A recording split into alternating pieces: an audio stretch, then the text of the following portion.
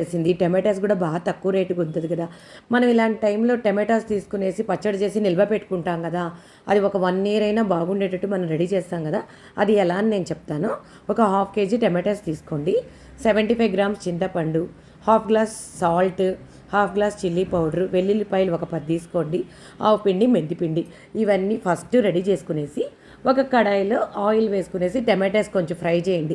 కొంచెం సాఫ్ట్ అయిన తర్వాత చింతపండు వేసుకునేసి ఇంకా బాగా గుజ్జొచ్చేంత వరకు రెడీ చేసి పెట్టి బాగా చల్లార్చి పెట్టేసేయండి. ఇంకొక పక్కన ఇంకో కడాయి తీసుకునేసి 100 గ్రామ్స్ ఆయిల్ వేసుకొని ఆవాలు తాలింపు పెట్టుకునేసి అది కూడా ఒక పక్కన పెట్టేసి ఇవి రెండు చల్లారి పెట్టేసేయండి.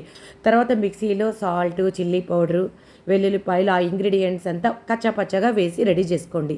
దాంతో ఈ చల్లారిపోయిన టమాటాస్ వేసేసి రన్ చేసేసి ఆవాలు మనం పోబెట్టుకుంటాం కదా అది కూడా కలిపి పెట్టేసేయండి. టమాటా పచ్చడి రెడీ.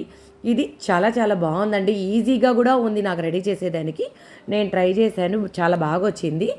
ఇది మనం రెడీ చేసి పెట్టుకుంటే బాగుంటుంది. అదేనండి చిన్నదిగా టమాటా పచ్చడి. బాయ్.